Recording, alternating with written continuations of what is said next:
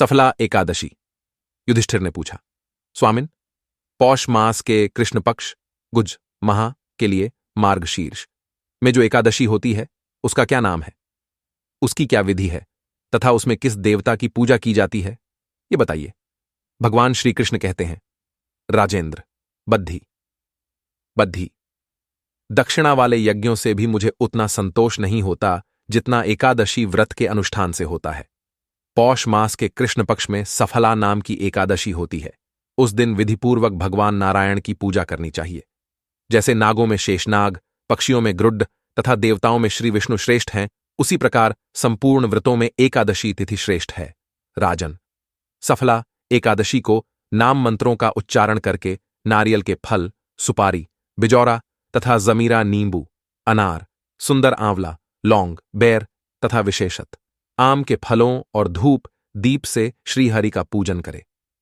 सफला एकादशी को विशेष रूप से दीप दान करने का विधान है। रात को वैष्णव पुरुषों के साथ जागरण करना चाहिए। जागरण करने वाले को जिस फल की प्राप्ति होती है वह हजारों वर्ष तपस्या करने से भी नहीं मिलता।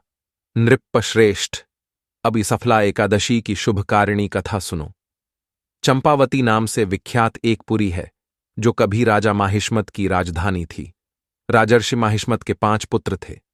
उनमें जो ज्येष्ठ था वह सदा पापकर्म में ही लगा रहता था, परस्त्रीगामी और वेश्यासक्त था। उसने पिता के धन को पापकर्म में ही खर्च किया। वह सदा दुराचार परायण तथा वैष्णवों और देवताओं की निंदा किया करता था। अपने पुत्र को ऐसा पापाचारी देखकर राजा माहिष्मत ने राजकुमारों में उसका नाम लुम्भक रख दिया।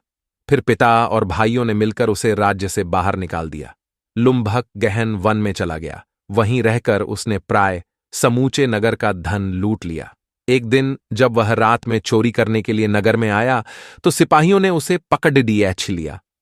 किंतु जब उसने अपने को राजा माहिष्मत का पुत्र बतलाया तो सिपाहियों ने उसे छोड़ दिया। फिर वह वन में लौट आया और मांस तथा वृक्षों के फल खाकर जीवन निर्वाह करने लगा। उस दुष्ट का विश्राम स्थान पीपल वृक्ष बहुत वर्षों पुराना था। उस वन में वह वृक्ष एक महान देवता माना जाता था। पाप बुद्धि लुम्भक वहीं निवास करता था। एक दिन किसी संचित पुण्य के प्रभाव से उसके द्वारा एकादशी के व्रत का पालन हो गया। पौष मास में कृष्ण पक्ष की दशमी के दिन पापिष्ठ लुम्भक ने वृक्षों के फल खाए और वस्त्रहीन होने के कारण रात भर जाद्धे का कष्ट भोगा। उस समय न तो उसे नींद आई और न आराम ही मिला। वह निष्प्राण सा हो रहा था। सूर्योदय होने पर भी उसको होश नहीं आया। सफला एकादशी के दिन भी लुम्भक बेहोश पड्ढा रहा। दोपहर होने पर उसे चेतना प्राप्त हुई। फिर इधर उधर दृष्टि डालकर वह आसन से उठा और लंगड्ढे की भांति लड्डखद्दाता हुआ वन के भीतर गया। वह भूख से दुर्बल और पीड़ित हो रहा था। राजन, लुम्भक बहुत से फल लेकर जब तक विश्राम स्थल पर लौटा तब तक सूर्यदेव अस्त हो गए। तब उसने उस पीपल वृक्ष की जड्डी एच में बहुत से फल निवेदन करते हुए कहा, इन फलों से लक्ष्मीपति भगवान विष्णु संतुष्ट हों। यों कहकर लुम्भक ने रात भर नींद नहीं ली। इस प्रकार अनायास ही उसने इस व्रत का पालन कर लिया। उस समय सहसा आकाशवाणी हुई, राजकुमार, तुम सफला एकादशी के प्रसाद से राज्य और पुत्र प्राप्त करोगे। बहुत अच्छा, कहकर उसने वह वरदान स्वीकार किया। इसके बाद उसका रूप दिव्य हो गया। तब से उसकी उत्तम बुद्धि भगवान विष्णु के भजन में लग गई। दिव्य आभूषणों से सुशोभित होकर उसने निष्कंटक राज्य प्राप्त किया और 15 वर्षों तक वह उसका संचालन करता रहा। उसको मनोजाह नामक पुत्र उत्पन्न हुआ। जब वह बद्धा हुआ तब लुम्भक ने तुरंत ही राज्य की ममता छोड़कर उसे पुत्र को सौंप दिया और वह स्वयं भगवान श्री कृष्ण के समीप चला गया, जहां जाकर मनुष्य कभी शोक में नहीं पड़ रहता। राजन, इस प्रकार जो सफला एकादशी का उत्तम व्रत करता है वह इस लोक में सुख भोग कर मरने के पश्चात मोक्ष को प्राप्त होता है।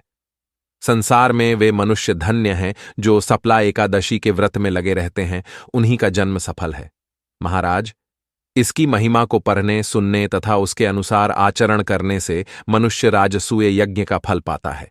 व्रत खोलने की विधि: द्वादशी को सेवा पूजा की जगह पर बैठकर भुने हुए 7 चनों के 14 टुकड़े करके अपने सिर के पीछे फेंकना चाहिए।